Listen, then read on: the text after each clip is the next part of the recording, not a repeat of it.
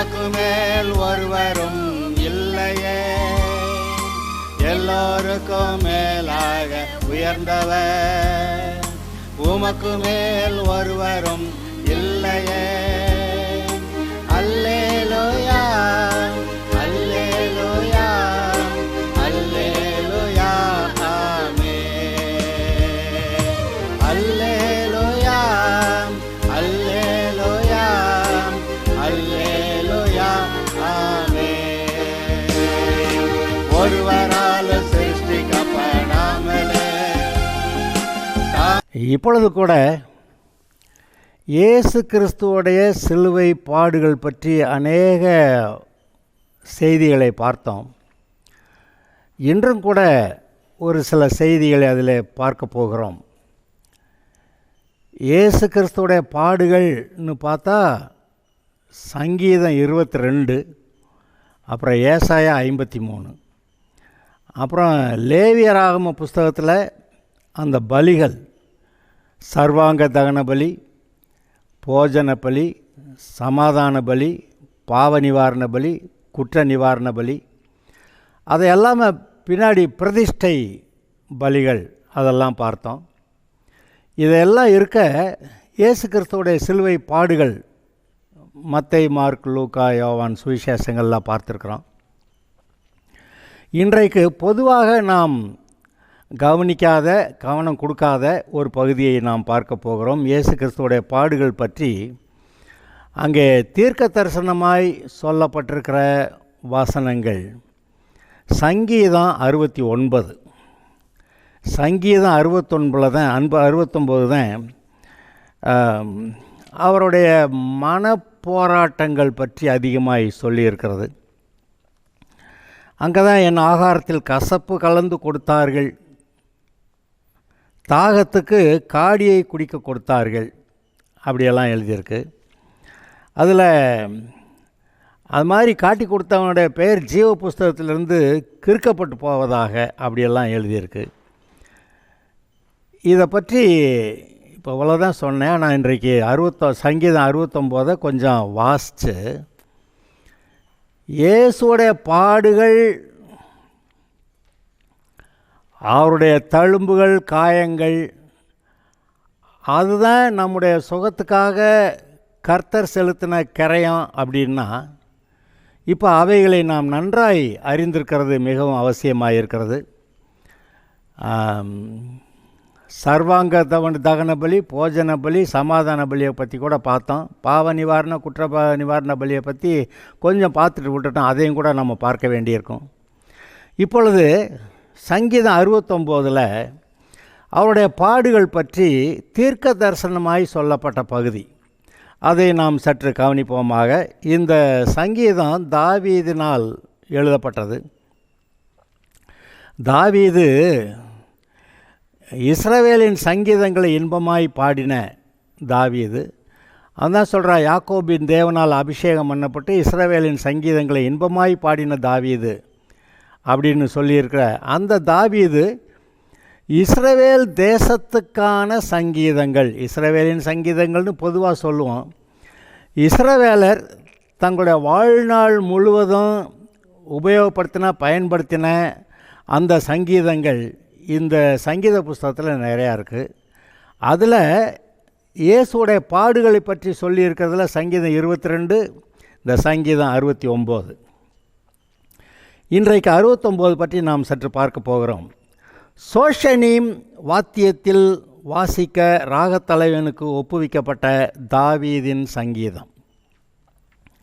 ராகத்தலைவனுக்கு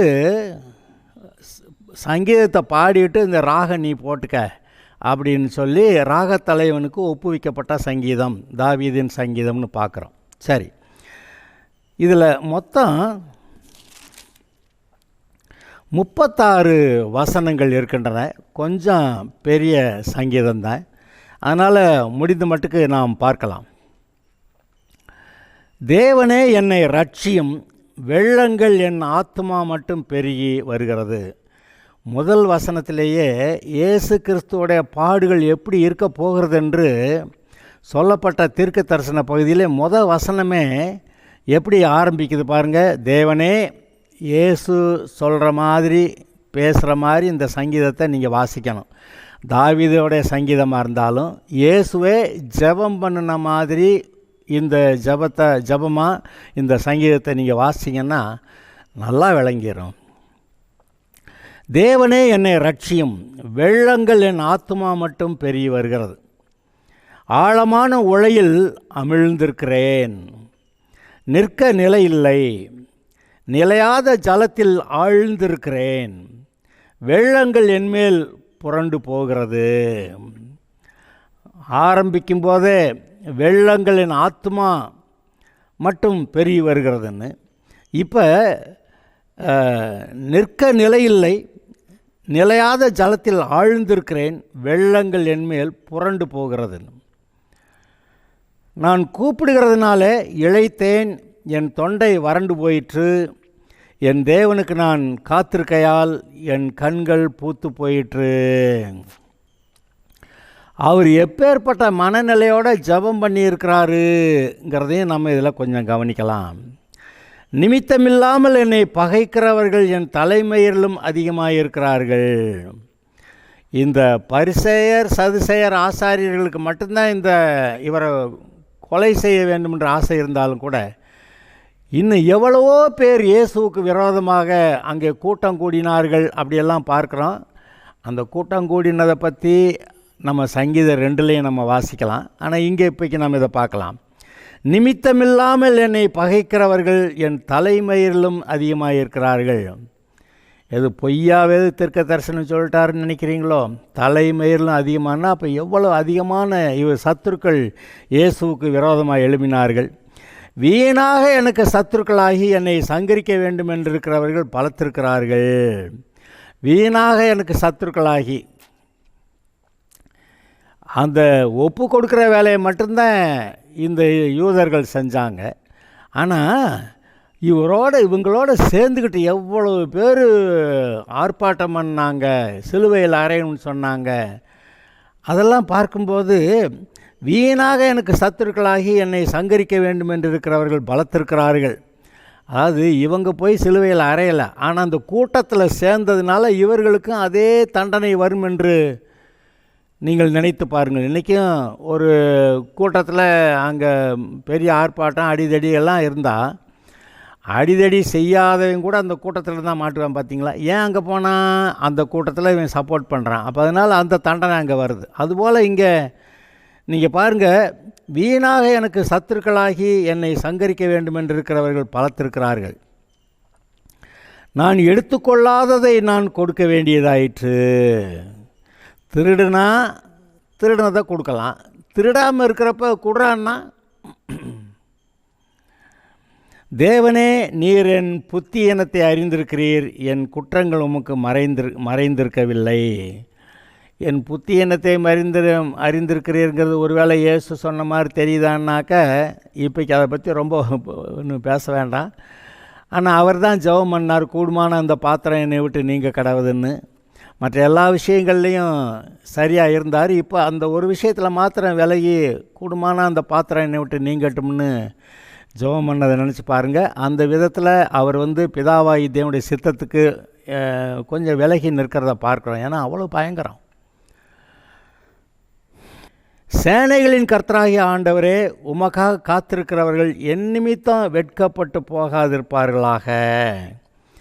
இவர் பெரிய குற்றவாளி மாதிரி இவரை கொண்டு போய் சிலுவையில் அறையிறாங்க, மரத்தில் கட்டி வச்சு அடிக்கிறாங்க, தலையில் முள்ளாலான கிரீடம் செஞ்சு வச்சு அடிக்கிறாங்க, தாடியை பிடுங்குறாங்க.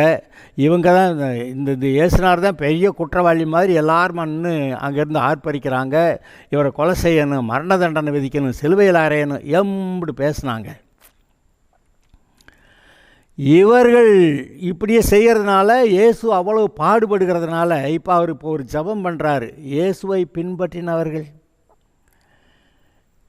அந்த காலங்களில் இயேசுவை பின்பற்றினவர்களை அவங்களையும் சேர்த்து அந்த ஆட்கள் கண்டபடி பேசியிருப்பாங்களா இல்லையா? அதை நினச்சி பாருங்கள்.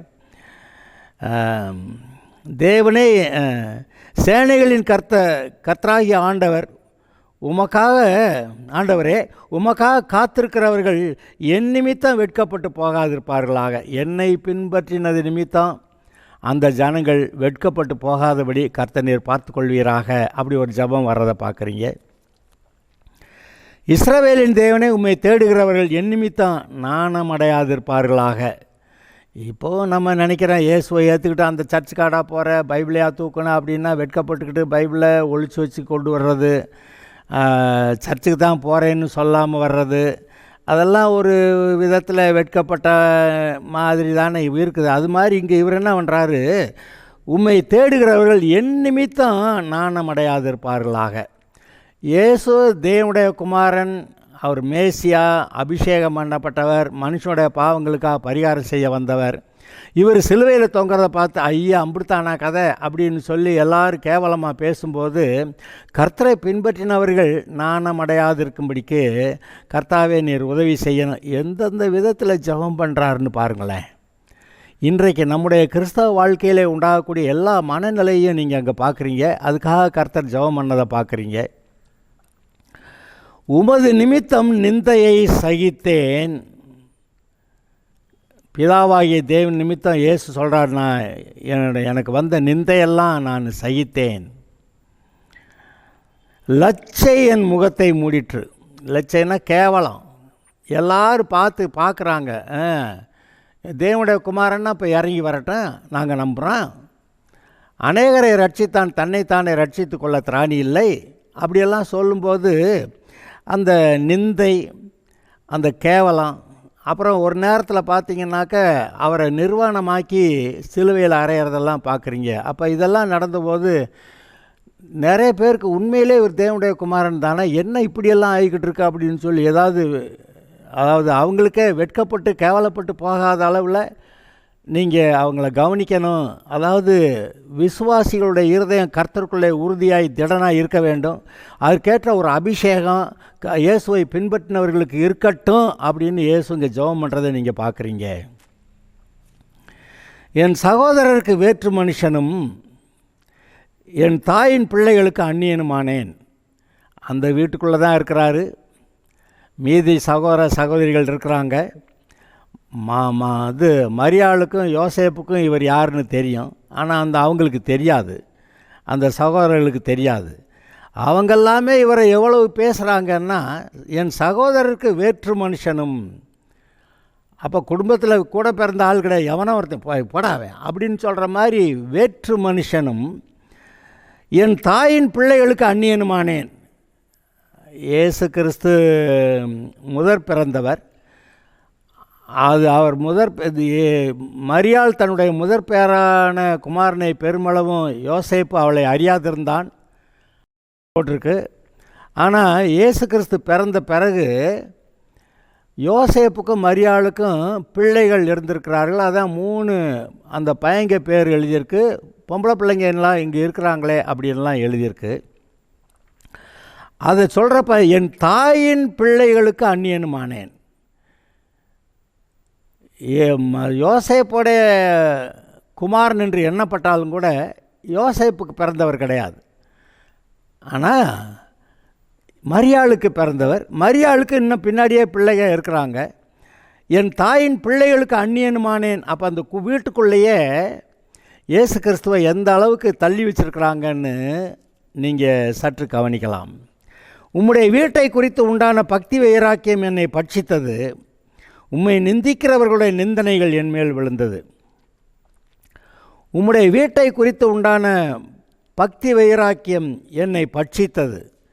அதாவது ஒரு தடவை பஸ்கா பண்டிகைக்கு போனபோது அங்கே எல்லாருமா தேவனுடைய ஆலயத்துக்குள்ளே விற்கிறவர்களும் வாங்குகிறவர்களுமா அதே வியாபார ஸ்தலமாக மாற்றப்பட்டிருந்ததுனால கர்த்தருக்கு இயேசுவுக்கு கோபம் வந்து சவுக்கெடுத்து கயிற்றுனால சவுக்கெடுத்து அங்கே இருக்கலாம் அடித்து அங்கே காசு கடை பலகைகளை கவுத்து விட்டு அவங்களெல்லாம் விரட்டி விட்டார். ஆடுகளெல்லாம் விரட்டி விட்டார், புறாக்களெல்லாம் துரத்தி விட்டார் அப்படின்லாம் நீங்கள் பார்க்குறீங்களே.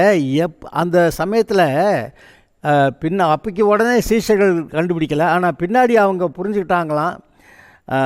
அவரை உம்முடைய வீட்டை குறித்து உண்டான பக்தி வைராக்கியம் என்னை பட்சித்ததுன்னு அவங்களுக்கு ஞாபகம் வந்துச்சான். அப்போ ஓஹோ, அப்போ இயேசுவானவர் தேவனுடைய வீடாகிய ஆலயத்தில் இவங்க வியாபார ஸ்தலமாக அதை மாற்றினதுனால, அவருக்கு பக்தி வைராக்கியம் வந்ததுனால தான் அந்த மாதிரி கயிறை சவுக்கா மாற்றி அடித்தார் அப்படிங்கிறத பின்னாடி புரிஞ்சுக்கிட்டாங்கன்னு அங்கே எழுதியிருக்கு. நமக்கு புரிகிறது, இப்போ இந்த வசனமெல்லாம் வாசித்து கேட்டிருக்கிறதுனால நமக்கு புரிகிறது, கர்த்தருடைய வீட்டை குறித்து உண்டான பக்தி வைராக்கியம் இயேசுவை பட்சித்தது. அதனால தான் அம்புட்டு செஞ்சுருக்கிறார். அந்த ஆலயத்துக்குள்ளே இருந்த விற்கிற வாங்குகிற எல்லாரையும் துரத்தி விட்டு காசு பலகைகளில் கவுத்து விட்டு, அது என்ன பண்ணுவாங்க, அந்த வெளியூர்லேருந்து வர்றவங்க கர்த்தருக்கு காணிக்கை செலுத்தணும்னா இஸ்ரவேலின் காணிக்கையை தான் செலுத்தணும். அந்த காசு இஸ்ரவேல் காசு தான் செலுத்தணும். மற்ற தேசத்துலேருந்து வர்றப்ப அந்த காசை கொடுத்துட்டு இந்த இஸ்ரவேல் காசை மாற்றி அதை கொண்டு போய் காணிக்கையாக செலுத்துவாங்க. அதனால் மணி எக்ஸ்சேஞ்ச் அது வேறு அங்கே நிறையா நடந்துச்சு. சரி, அதெல்லாம் பிஸ்னஸாக போனதுனால என்னுடைய பிதாவுடைய வீட்டை நீங்கள் என்ன கள்ளர் குகையாக்கினீங்களா? கள்ளர் குகையாக்கினீங்கன்னு சொல்கிற அளவுக்கு போகுதுன்னா இங்கே இடத்துல இந்த இடத்துல அது அங்கே நீங்கள் சுவிசேஷத்தில் வாசிக்கலாம். அங்கே கள்ளர் குகையாக்கினார்கள்னு நினைக்கிற போதெல்லாம் அப்போ என்ன மாதிரி பிஸ்னஸ் நடந்திருக்குது, அதை நம்ம சற்று கவனித்து பார்க்கணும். கள்ளர் குகையாக்கினார்கள்னு சொன்னால் அப்படி ஆக்கியிருக்காங்கன்னா அப்போ என்ன மாதிரி பிஸ்னஸ்ஸு? 2 ரூபா பெருமானதை 7 ரூபா கொடு அப்படின்னு சொல்லி, வேறு வழி இல்லை. வெளியூர்லேருந்து வந்தவங்கெல்லாம் இந்த மாதிரி காசை கொடுத்துட்டுதான் அந்த ஆடு அல்லது புறா அங்கே அதெல்லாம் வாங்கி அங்கே பலி செலுத்தியிருப்பாங்க. என் ஆத்மா வாடும்படி உபவாசித்து அழுதேன், அதுவும் எனக்கு நிந்தையாய் முடிந்தது. இதெல்லாம் இயேசுவோடைய அனுபவம் தானா இல்லையா? நமக்கு அதெல்லாம் தெரியாது. இதெல்லாம் வாசிக்கலைன்னா இயேசு எப்பேற்பட்ட அப்படி அனுபவங்கள் வழியாக போயிருக்கிறாரெல்லாம் நமக்கு தெரியாது. அதை பாருங்கள், இப்படி என் ஆத்மா வாடும்படி உபவாசித்து அழுதேன், அதுவும் எனக்கு நிந்தையாக முடிந்தது. எல்லாரும் அதையும் கூட இப்படி உபவாசி ஜெபம் பண்ணிக்கிட்டு இருக்கிறத பாரு கேவலம் அப்படின்னு சொல்லிட்டு மற்றவங்கெல்லாம் வீட்டாரும் சுற்றி இருக்கிறவர்களும் என்னெல்லாமோ பேசுகிறதெல்லாம் நமக்கு இது புரியுது. இரட்டை என் உடுப்பாக்கினேன், அப்பொழுதும் அவர்களுக்கு பழமொழியானேன். உபவாசம் பண்ணால் பத்தாதுன்னு சொல்லி ரட்டுடுத்தி நான் துக்கமாக இருக்கேன் அப்படின்னு சொல்லி, அதுக்கு தானே ரட்டு உடுத்துறது. அப்படி ரட்டு உடுத்தியிருந்தால் அதுவுமே அவர்களுக்கு நான் பழமொழியானேன், அது ஒரு கேவலமாக பேசுகிறதுக்கு காரணமாயிற்று அப்படிங்கிறாரு. வாசலில் உட்கார்ந்திருக்கிறவர்கள் எனக்கு விரோதமாக பேசுகிறார்கள், மதுபானம் பண்ணுகிறவர்களின் பாடலானேன். அப்பா, யாருக்கோ பேசுகிறவங்க கடைசிக்கு இயேசுநாதருக்கு இப்படித்தான் தண்ணியை போட்டுட்டு இயேசுநாதரை கேலி பண்ணி எவ்வளவோ பேசியிருக்கிறாங்கங்கிறது இதை பார்த்து தான் நமக்கு விளங்குது. ஆனாலும் கர்த்தாவே, அனுக்கிரக காலத்தில் உம்மை நோக்கி விண்ணப்பம் செய்கிறேன். இப்படியெல்லாம் இருந்தாலும் கூட அனுக்கிரக காலம், கர்த்தர் நம்ம ஜெபத்தை கேட்கிற அந்த காலகட்டங்கள், அதில் நான் உம்மை நோக்கி விண்ணப்பம் செய்கிறேன். தேவனே, உமது மிகுந்த கிருபையினாலும் உமது ரட்சிப்பின் சத்தியத்தினாலும் எனக்கு செவி கொடுத்தருளும். இதை வாசிக்கிறப்போ உங்களுக்கு என்ன விளங்குது? நம்ம நினைக்கிறப்ப இயேசு கிறிஸ்து சிலுவையில் பட்ட பாடினால நமக்காக சம்பாதித்த நன்மைகளை அவர் இலவசமாக கிருபையாக கொடுக்குறார், அது நமக்கு தெரியுது. இவர் பிதாக்கிட்ட உம்முடைய மிகுந்த கிருபையினாலும் உமது ரட்சிப்பின் சத்தியத்தினாலும் எனக்கு செவி கொடுத்தரலாம். அப்போ பிதாவாகிய தேவன் கூட கிருபையாக இயேசுக்கு கொடுக்குறதான அப்பேற்பட்ட காட்சியை எங்கே நீங்கள் பார்க்குறீங்க? பரிசுத்த ஆவியில் நிறைஞ்சு விசுவாசித்து பிதாவுடைய நன்மையை, அதாவது அந்த கிருபையை பெற்றுக்கொள்வதற்கு தன்னை இருதயத்தை திறந்து வச்சிருந்ததை நம்ம பார்க்குறோம். தேவனே, உமது மிகுந்த கிருபையினாலும் உமது ரட்சிப்பின் சத்தியத்தினாலும் எனக்கு செவி கொடுத்தரலாம். அப்போ அவர் பிதாவானவர் இயேசுக்கு பாராட்டின கிருபை. இயேசு தேவனுடைய குமாரன் தானே, அந்த தேவனுடைய குமாரன்கிற அதிகாரம் அந்தஸ்து உள்ளவர் தானே. ஆனால் இயேசுவானவர் எப்பொழுது தன்னைத்தான் வெறுமையாக்கினாரோ, தன்னைத்தான் வெறுமையாக்கி அடிமையின் ரூபம் எடுத்து மனுஷ சாயலானார். அப்போ இந்த நிலைமைக்கு வந்த ஒரு பாடு இவரும் பிதாவிட்ட அவருடைய கிருபை, ஆண்டவரே உம்முடைய கிருபை, கர்த்தருடைய கிருபை, பிதாவே உம்முடைய கிருபை அப்படின்னு சொல்லி கேட்டு அந்த கிருபையில் தான் இன்றைக்கு நீங்களும் நானும் இயேசு கிறிஸ்து மூலமாக நமக்கு உண்டான கிருபை, அந்த கிருபையை நம்பி அதில் சார்ந்து வாழ்ந்து கொண்டிருக்கிறோமே. அதுபோல் இயேசுவும் கூட பிதா தனக்கு கொடுத்த அந்த கிருபையை சார்ந்து தான் பூமியிலே வாழ்ந்திருந்தார், சிலுவை பாடுகளை நிறைவேற்றினார் என்று அதை சற்று நிதானித்து பார்ப்போமாக. நான் அமிழ்ந்து போகாதபடிக்கு சேற்று நின்று என்னை தூக்கிவிடும். அதாவது சேத்தை அள்ளி வீசிட்டாங்கன்ற மாதிரி மனநிலை தானே அவருக்கு இருக்கப்ப, சேற்று நின்று நான் அமிழ்ந்து போகாதபடிக்கு சேற்று நின்று என்னை தூக்கிவிடும்னா, அப்போ சேர் அள்ளி வீசுகிற மாதிரி அப்படி கேவலமான வார்த்தைகளை பேசியிருக்கிறாங்க. என்னை பகைக்கிறவர்களினின்றும் நிலையாத ஜலத்தினின்றும் நான் நீங்கும்படி செய்யும். என்னை பகைக்கிறவர்கள் யார்? இயேசுவுக்கு விரோதமாக இருக்கிற யாரெல்லாம்? அந்த பரிசேயர், சதுசேயர், ஆசாரியர்கள், வேதபாரகர்கள், அந்த கூட்டமே அங்கே. அந்த கூட்டமெல்லாம் நின்று இயேசுவுக்கு விரோதமாக பகைக்கிறவர்கள்.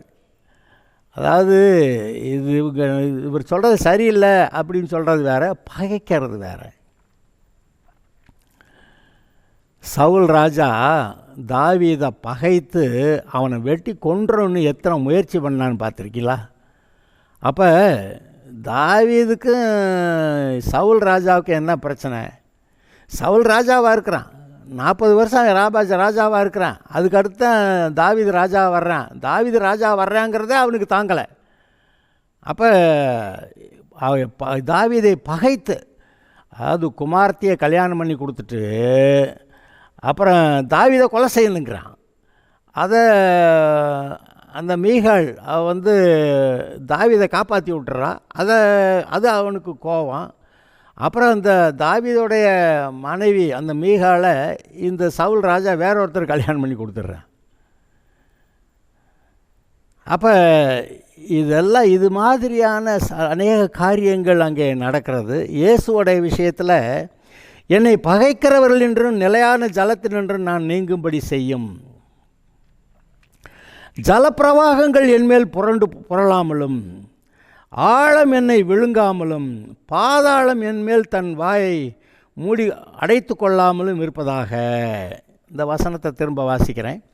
ஜலப்பிரவாகங்கள் என்மேல் புரளாமலும், ஆழம் என்னை விழுங்காமலும், பாதாளம் என்மேல் தன் வாயை அடைத்து கொள்ளாமலும் இருப்பதாக. இந்த ஜலப்பிரவாகங்கள்ங்கிறது என்னது? ஆழம் என்னை விழுங்காமல்ங்கிறது என்னது? நீங்கள் பைபிளில் எங்கெல்லாம் வெள்ளங்கள்னு வருதோ அதை கர்த்தருடைய பிள்ளைகளுடைய சத்துருக்களாகவே பைபிள் காட்டுகிறது. வெள்ளங்கள் புரண்டு வரும்போது ஆவியானவர் நமக்காக கொடியேற்றுவார். அந்த வெள்ளங்கள், இந்த வெள்ளங்கள் இதே சங்கீதத்தில் முதல்ல என்ன வாசித்தோம்? வெள்ளங்கள் என் ஆத்மா மட்டும் பெருகி வருகிறது, ஆழமான உலையில் அமிழ்ந்திருக்கிறேன், நிற்க நிலையில்லை, நிலையாத ஜலத்தில் ஆழ்ந்திருக்கிறேன், வெள்ளங்களின் மேல் புரண்டு போகிறது.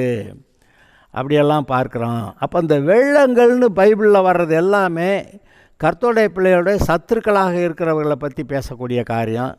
என்னையா அவ்வளோ லேசாக சொல்லிட்டீங்களா அப்படின்னா, ஆமாம், லூசிபரும் அவனுடைய வகைராவும் பரலோகத்திலிருந்து கீழே தள்ளப்பட்ட போது பூமியில் பெரிய பிரளயம் உண்டாயிருந்தது. பிரளயம் உண்டாச்சுன்னு அங்கே எழுதலை, ஆனால் உண்டாச்சுன்னு நமக்கு தெரியும். ஆனால் ஆழத்தின் மேல் இருள் இருந்து தேவ ஆவியானவர் ஜலத்தின் மேல் அசைவாடி கொண்டிருந்தார். தண்ணீர், அங்கே சமுத்திரம் எல்லாம் பூமி முழுவதுமே வெள்ளத்தினால் மூடப்பட்டிருந்தது அப்படின்னு பாட்டிருக்கேன். அது எப்போ வந்துச்சு? இந்த லூசிபர் அங்கேருந்து விழுந்தப்போ உண்டான பிரளயம். அந்த வெள்ளம் பிசாசு கொண்டு வந்து எல்லாத்தையும் அழிக்கிறதுக்கு கொண்டு வந்த காரியமாக நீங்கள் கவனிச்சிங்கன்னா நல்லாயிருக்கும். அவ்வளோ லேசாக சொல்லிட்டீங்களா பாஸ்டர்? ஆமாம், ரைட்டு. புதிய ஏற்பாட்டில் சமுத்திரம் இருக்குதுன்னு ஏதாவது போட்டிருக்கா? சமுத்திரம் இல்லைன்னு போட்டிருக்கு. அப்போ பழைய ஏற்பாட்டில் சமுத்திரம் இருந்துச்சு, அது வெள்ளங்கள் வந்துச்சு, ஆழங்கள் அமிழ்ந்து போகிறது, வெள்ளங்களின் மேல் புரண்டு போகாதிருப்பதாக அப்படின்லாம் சொல்லி அந்த வெள்ளங்கள் சத்துரு வெள்ளம் போல் வரும்போது அப்படிலாம் சொல்லியிருக்கேன். எல்லாம் நீங்கள் அநேக வசனங்களை கவனித்து பார்த்தீங்கன்னா இந்த வெள்ளங்கள்னு வர்றதெல்லாம் சத்துரு, கர்த்தருடைய ஜனங்களுக்கு விரோதமாக சத்துரு வருகிறத பற்றி எழுதியிருக்கு. இங்கே ஜலப்பிரவாகங்கள் என்மேல் புரளாமலும், இயேசுவோடைய ஜபங்க இது. அந்த சங்கீதம் 69 இயேசுவோடைய ஜபம் அப்படி தீர்க்க தரிசனமாக இருக்குது. ஆழம் என்னை விழுங்காமலும், பாதாளம் என்மேல் தன் வாயை அடைத்து கொள்ளாமலும் இருப்பதாக. ஓகே, கர்த்தாவே, என் விண்ணப்பத்தை கேட்டருளும். உம்முடைய தயை நலமாயிருக்கிறது. உமது உருக்கமான இரக்கங்களின்படி என்னை கடாட்சி தரலும். இயேசுடைய ஜெபம், உம்முடைய உருக்கமான இரக்கங்களின்படி என்னை கடாட்சி தரலும், காப்பாற்றும். உமது முகத்தை உமது அடியேனுக்கு மறையாதேயும். நான் வியாகுலப்படுகிறேன், எனக்கு தீவிரமாய் செவி கொடுத்தருளும். நீர் என் ஆத்மாவிடத்திலே வந்து அதை விடுதலை பண்ணும். என் சத்துருக்கள் நிமித்தம் என்னை மீட்டுவிடும். தேவரீர் என் நிந்தையையும் என் வெட்கத்தையும் என் அவமானத்தையும் அறிந்திருக்கிறீர். என் சத்துருக்கள் எல்லாரும் உமக்கு முன்பாக இருக்கிறார்கள். நிந்தை அவர்கள் இருதயத்தை பிளந்தது. நிந்தை என் இருதயத்தை பிளந்தது. நான் மிகவும் வேதனைப்படுகிறேன். எனக்காக பரிதவிக்கிறவன் உண்டோ என்று காத்திருந்தேன், ஒருவனும் இல்லை. தேற்றுகிறவனுக்கு காத்திருந்தேன், ஒருவனையும் காணேன். உதவிக்கு யாராவது ஏப்பா கொஞ்ச நேரம் ஜெபம் பண்ணுங்கடான்னு சொல்லிட்டு போகிறார், எல்லாம் தூங்கிட்டாங்க. என் ஆகாரத்தில் கசப்பு கலந்து கொடுத்தார்கள். எல்லாம் தீர்க்க தரிசனங்க அங்கே நிறைவேறுச்சு. என் தாகத்துக்கு காடியை குடிக்க கொடுத்தார்கள். அவர்களுடைய பந்தி அவர்களுக்கு கண்ணியும் அவருடைய செல்வம் அவர்களுக்கு வலையுமாக இருக்க கடவுது. 2 சாபத்தை வேற போட்டு விடுறாரு. அவர்களுடைய கண்கள் காணாதபடி அந்தகாரப்பட கடவுது. அவர்கள் இடுப்புகளை எப்போதும் தள்ளாட பண்ணும். உம்முடைய உக்கரத்தை அவர்கள் மேல் ஊற்றும். உம்முடைய கோபாக்கினை அவர்களை தொடர்ந்து பிடிப்பதாக. அவர்கள் வாசஸ்தலம் பாழாக கடவுது. யார் காட்டி கொடுத்தானே அப்புறம் எதிர்த்து நின்றாங்களே எல்லாரும், அவங்க எல்லாரோட வகைராவையும் சேர்த்து தான் சொல்கிறார். அவர்களுடைய கூடாரங்கள் குடியில்லாமல் போவதாக. தேவரீர் அடித்தவனை அவர்கள் துன்பப்படுத்தி நீர் காயப்படுத்தினவர்களை நோக பேசுகிறார்களே. அக்கிரமத்தின் மேல் அக்கிரமத்தை அவர்கள் மேல் சுமத்தும். அவர்கள் உம்முடைய நீதிக்கு வந்து எட்டாதிருப்பார்களாக. யாருடைய நீதிக்கு? கர்த்தருடைய நீதிக்கு வந்து எட்டாதிருப்பார்களாக. இன்றைக்கி நம்ம ஆளுகள்லாம் விசுவாசிக சுயநீதியை தேடிக்கிட்டு நான் இதில் நீதி இல்லை பேசி அவர் கொடுக்குறதாங்க நீதி. அந்த நீதிக்கு இவர்கள்லாம் வந்து எட்டாதிருப்பார்களாக அப்படின்னு சொல்கிறத பார்க்குறீங்க. ஜீவ புஸ்தகத்திலிருந்து அவர்கள் பேர் கிறுக்கப்பட்டு போவதாக. நீதிமான்களுடைய பேரோட கூட அவர்கள் பேர் எழுதப்படாதிருப்பதாக. நானோ சிறுமையும் துயரம் உள்ளவன்.